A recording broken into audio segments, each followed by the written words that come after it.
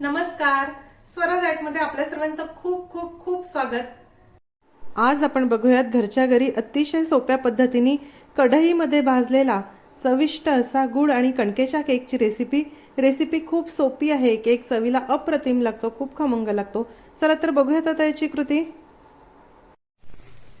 गुळाचा केक बनवण्यासाठी आपल्याला लागणार आहे 1 वाटी गुळ। मी इथे गुळ पावडर घेतली आहे, ह्याऐवजी तुम्ही गुळ किसून देखील घेऊ शकता। यामध्ये अर्धी वाटी कोमट पाणी घालूया आणि आता हा गुळ विरघळण्यासाठी बाजूला ठेवून देऊ। तुम्ही जर गुळ किसून घेत असाल तर तो अगदी घट्ट घट्ट दाबून घेऊ नका, हलका हलका असा घ्या, नाहीतर गुळ जास्त होईल। हे मी बाजूला ठेवून देते। आता ज्या डब्यामध्ये आपल्याला केक बेक करायचा आहे त्या डब्याला थोडं आपण ग्रीसिंग करून घेऊ। थोडं तूप याला लावून घेणार आहे।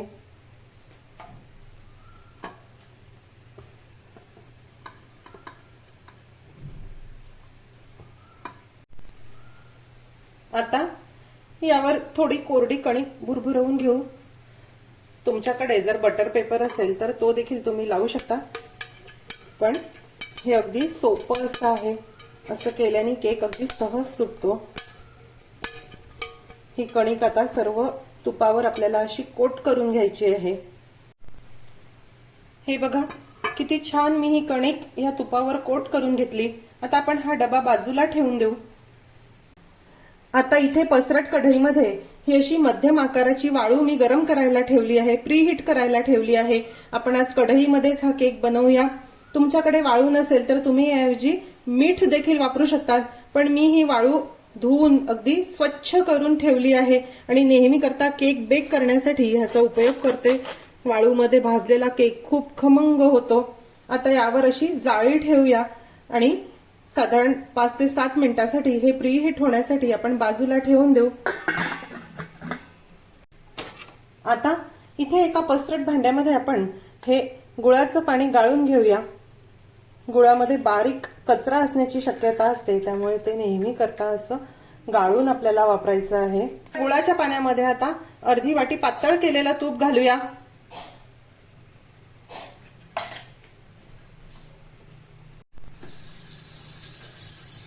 मिक्स करून घेऊ। तुपामध्येच हा केक खूप खमंग असा होतो। त्यानंतर यामध्ये 2 वाटी गव्हाचं पीठ म्हणजेच कणिक घालूया। ती या प्रकारे चाळणीने चाळून घाला। यामध्ये 1 टीस्पून बेकिंग पावडर घालूया।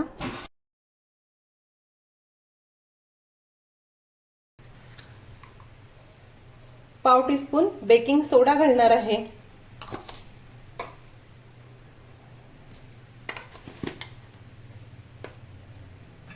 आणि पाव टीस्पून मीठ घालूया। थोडं मीठ घातलं की याला खूप छान चव येते। आपल्याला यामध्ये घालायचं आहे,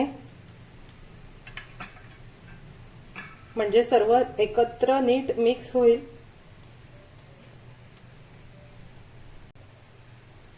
सर्व साहित्य मी चाळून घेतलं। आता यामध्ये जायफळ आणि वेलचीची पूड घालूया। गुळाचा केक आहे त्यामुळे जायफळ आवर्जून घाला, ह्याची चव यामध्ये खूपच मस्त येते। त्यानंतर अर्धी वाटी दही घालूया। दही घातल्यामुळे ह्याला बाइंडिंग छान येते आणि केक फुलतो देखील खूप छान। आता सर्व साहित्य आपण नीट मिक्स करून घेऊ।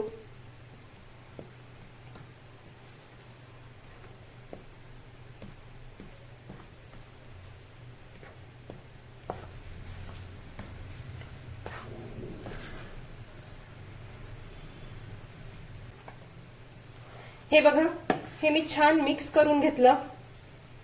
आता यामध्ये आपल्याला थोडं थोडं करून पाणी घालायचं आहे आणि हे जरा सरसरीत असं करून घ्यायचं आहे। कणकेनुसार पाण्याचा अंदाज थोडा कमी अधिक होऊ शकतो, त्यामुळे आवश्यकता असेल तसं तसं थोडं थोडं पाणी यामध्ये घालत जा। हे बघा, थोडं थोडं करत अजून 1 वाटी पाणी मी यामध्ये घातलं आहे आणि आता हे मिश्रण किती छान हलकं फ्लफी असं झालं आहे। असंच आपल्याला हे हवं, खूप पातळ देखील करू नका।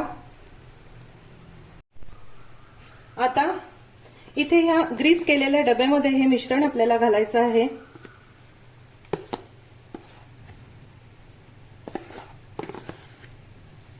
बघा, हे मिश्रण मी अगदी एकसारखं करून घेतलं। आता यावर भरपूर काजू, बदाम, पिस्त्याचे काप घालूया।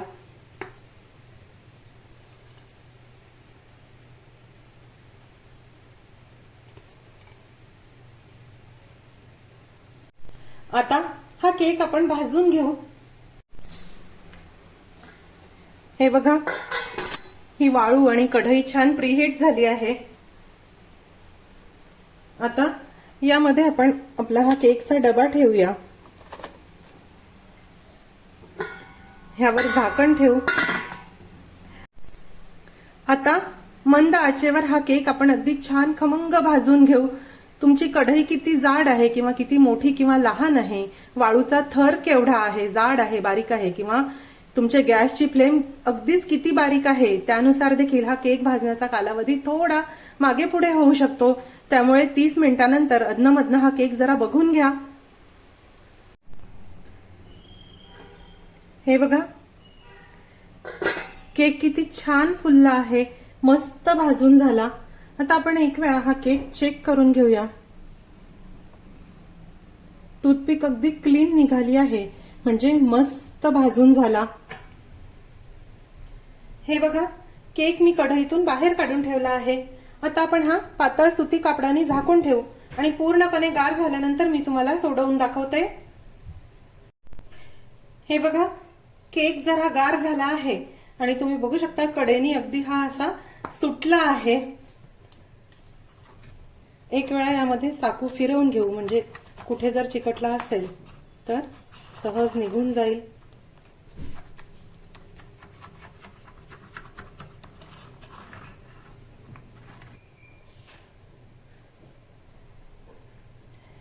हे बघा, हा केक मी सोडवून घेतला। बघा किती छान मस्त लुसलुशीत झाला आहे। आता आपण केक कापून बघूया।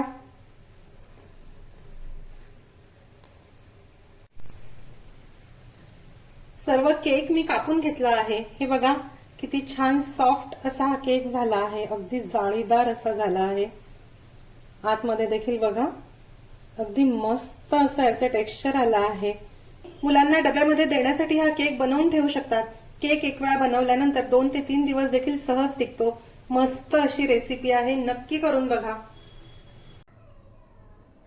आजचा व्हिडिओ तुम्हाला कसा वाटला हे मला जरूर कळवा। आजची रेसिपी आवडल्यास रेसिपीला लाईक करायला व शेअर करायला विसरू नका। माझ्या चॅनलला सुद्धा नक्की सबस्क्राईब करा। अशीच एक छानशी रेसिपी घेऊन भेटूया स्वराजच्या पुढच्या भागामध्ये। तोपर्यंत चवीने खा आणि निरोगी राहा।